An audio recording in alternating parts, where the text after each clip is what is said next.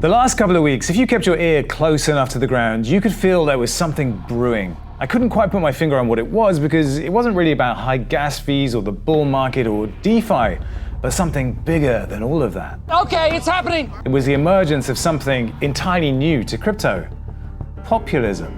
But is that an insult or a compliment? Ethereum has become so expensive to use for everyone but whales that smaller retail players have finally done what was predicted by so many speed chains back in the ICO boom days and voted with their feet. I'm out of here. See you, pals. Thing is, nobody ever expected them to take their spending power to a chain run by the most prominent centralized exchange in crypto. Now, when I made a video this week about the sudden rush of capital to PancakeSwap and Binance Smart Chain, I was hit by an instant barrage of angry comments. People were pissed that we would dare to cover it, that it wasn't decentralized, that it was pure copy pasta, that I had failed to do due diligence, that I had betrayed our mandate, that it isn't DeFi, how dare we? Now, it's the first time I've seen that kind of reaction on the channel. And spend long enough in this space, and you'll realize that people need a villain, someone to blame when things get tough. And right now, that role is being conveniently placed on Changpeng Zhao or Lord CZ. But is that fair? Does anyone really care? Well, this week, we look at the rise of alt-DeFi, crypto's newfound populist movement, and whether Binance is really evil or just misunderstood. This is the Defiant.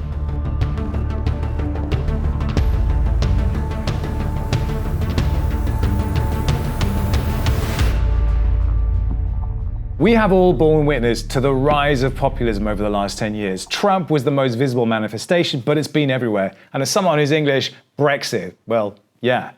And we should start by defining populism properly. It is a political approach that strives to appeal to ordinary people who feel that their concerns are disregarded by established elite groups. Continuité d'homme. For the vast majority of retail investors, crypto has represented a once-in-a-lifetime opportunity to punch above their weight and compete on some small level with the elites. And it certainly felt that way back in 2017 during the last mega bull. Back then, mass adoption was the rallying cry. Bring in the masses and we would be kings. Now this time we've cheered the arrival of Elon, Paul and Michael without realizing that these gargantuan institutional players are in fact exactly the established elites we were trying to escape in the first place. The level playing field is suddenly not so level anymore. Now this is nothing new. One of the oldest stories new retailers learn to comfort themselves with is the idea that they are being manipulated by big whales who control the market. So they do what any self-respecting retailer does, they turn to shitcoins instead. And the maximalists from their position of strength look down their noses at poor retail. And hey presto, guess what we have? A crypto class system. The small fish feel their concerns are disregarded by established elite groups. Now, those elite groups used to be just the Bitcoin maxis or the big Bitcoin whales, and ETH was king of the shitcoins, leading the charge for the little guy. But my, how things have changed. ETH maxis now actually outnumber their BTC counterparts, and their roots run deep. And with DeFi, they have the perfect vehicle to cement their power through governance mechanisms, through economic heft, and through intellectual horsepower. They just understand this stuff. Now, DeFi is the hot ticket, but Ethereum is now so prohibitively expensive that, nobody can really jump in. And DeFi itself is pretty difficult to understand. I don't know what I'm doing here. The little guy, shut out, not invited to the party. Let me in. Let me in. Now, yes, I can hear the Layer 2 crowd sharpening their knives and the high-speed Layer 1 fans reaching for the unsubscribe button. But bear with me here. We have known that this situation would have to happen for at least 4 years now. Scaling ETH effectively was a huge topic in 2017. And yes, the technology has come along in leaps and bounds. Now, I saw firsthand at Harmony how ludicrously fast and cheap a high-speed chain could actually be. But as we all know, it doesn't mean jack if nobody's using it. Despite hugely compelling reasons to do so, nobody has really wanted to switch. So why, despite a literal cornucopia of exotic, beautifully engineered technological masterpieces, is a centralized exchange of all things best positioned to draw capital away from Ethereum? And you may debate that, but I understand why. But to understand how this has happened, we need to wrap our heads around Binance Smart Chain itself and pick apart CZ's actual vision for DeFi. Our mission is not to build a CeFi exchange. That's not our ultimate goal. Right now, it's one of our larger businesses that supports our growth. But over the long term, we want to push decentralization. So we want to push decentralized finance, etc. Now, it's hard to believe, but Binance isn't that old. The ICO for the BNB token was July 2017, well into the last big bull run. Now, back then, the token utility was simply a way for traders to save on fees. And it's interesting going back to look at their ICO roadmap, which included spot trading, margin trading, futures, anonymous instant exchange, and a decentralized on-chain exchange, all of which they've now delivered. Now, at the moment, they use a dual chain system with two networks running in parallel. The first of these, Binance Chain, was launched in April 2019 and was basically designed as a basis for issuing new cryptocurrencies and initial coin offering tokens. And with it came the Binance DEX, where users could freely trade BEP2 tokens using non-custodial wallets. Binance Chain was really designed to power a DEX that would be as fast and performant as trading on the centralized exchange. It had no smart contract functionality, and that was deliberate because their goal was speedy trading, and that's kind of it. Enter Binance Smart Chain, the parallel blockchain enabling the creation of smart contracts and staking for BNB. It's EVM compatible using proof of staked authority, and one of the dual system's great party tricks was the ability to flip assets from one chain to the other using relayers. BSC also allows Binance to wrap and custody mainnet assets that are not as easy to wrap seamlessly onto ETH or require costly bridges to wrap into smart contract chains. Trust us, it is not, but cheap, very much so. So developers of lending pools and AMMs can support cross-chain assets right out of the gate because of the ease of trading, say, EOS-B, the Binance-wrapped version of EOS, which is not ERC20, against the Binance-wrapped version of ETH, ETH-B. Simples. Simples. The headline here is something we haven't heard about at all recently, but at one point, it was all anyone could talk about. Have you guessed what it is? I bet you haven't, because I'm actually talking about the trilemma. Remember that? I actually made a video about it last year for Harmony, but if you want a quick sum up, it's basically this. A trilemma is a three-way dilemma in which you can only ever achieve 2 out of 3 of the competing states. So, for example, good, fast, cheap, pick 2. And the blockchain trilemma is scalability, security, and decentralization. Pick 2. Guess which ones Binance picked? Binance Smart Chain is more centralized than Ethereum, so there's less nodes. So it's more of a proof of authority, a proof of stake, a proof of stake. Hold on.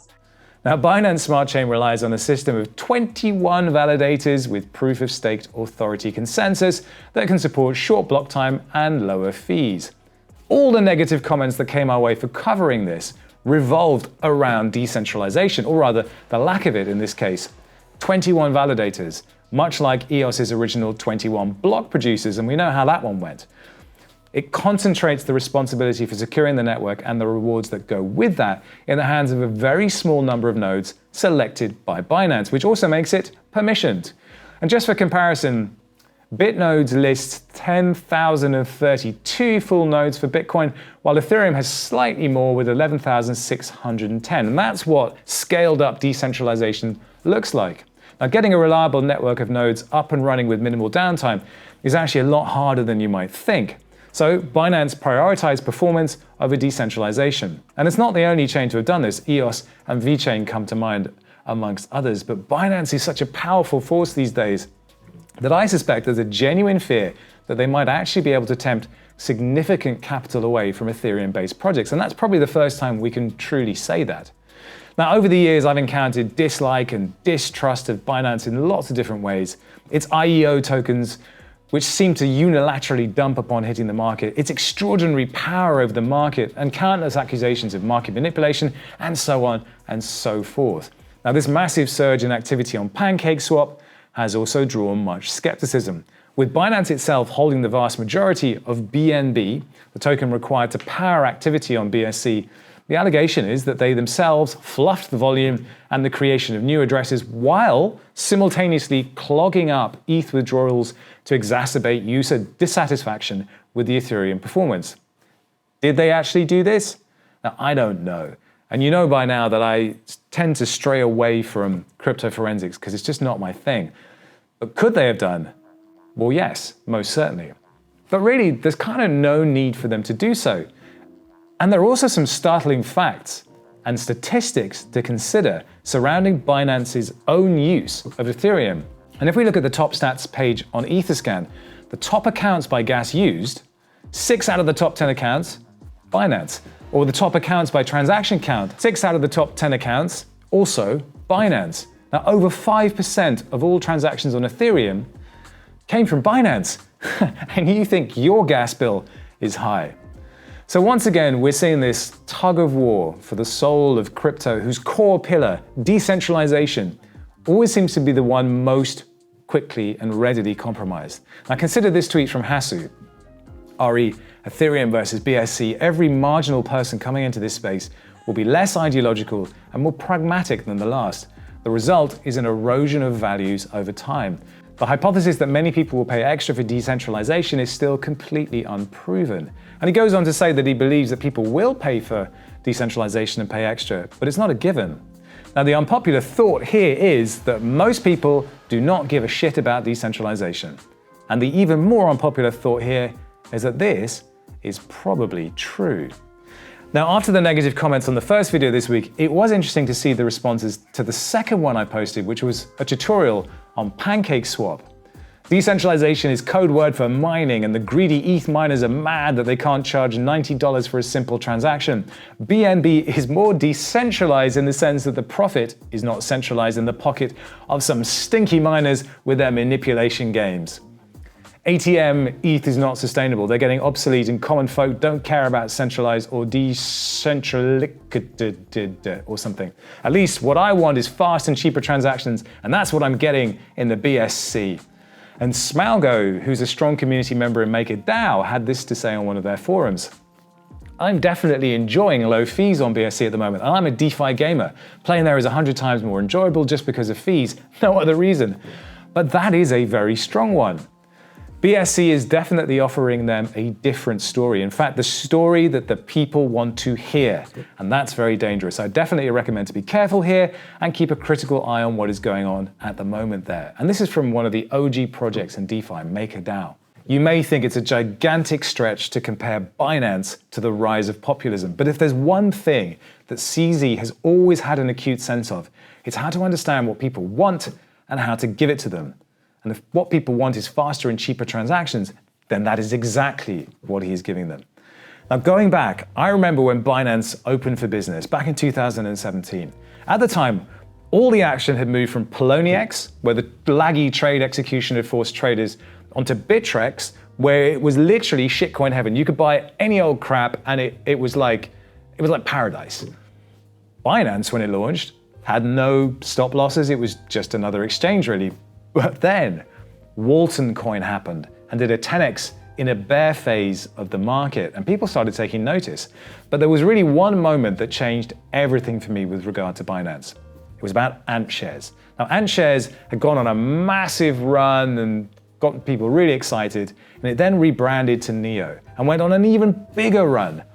Now, at that time, no exchanges would give traders the gas that their Neo was earning in their exchange wallets. But Binance did. They knew that that's what people wanted, and they gave it to them. Such a simple thing, but it cemented that idea that Binance knows ahead of time what people want, and it's responsive enough to give it to them. Now, looking back where Binance was and where they've come now, it's hard not to be impressed by the machine that they've built. They seem to have nearly every angle covered these days. Binance is pro-innovation, especially in the DeFi, anything decentralized. Even though everyone views Binance.com as a centralized exchange, we're always ready to disrupt ourselves. And for those who cry foul and are genuinely willing to pay for true decentralization, then that is your choice. And let's be thankful that you even have a choice. Now, this might well simply be a phase for Binance, but it could also signal the beginning of a new wave of capital motivated to seek out better, faster, cheaper options outside Ethereum. And for the layer 1 ETH killers in the middle of their existential crises, I say this. This is your moment. Show us what you've got. We've had altcoins, now it's time for alt DeFi. Till next time, don't hate the ape, hate the APY. And in expectation of a giant attack of glycemia after all that syrup, this was the Defiant.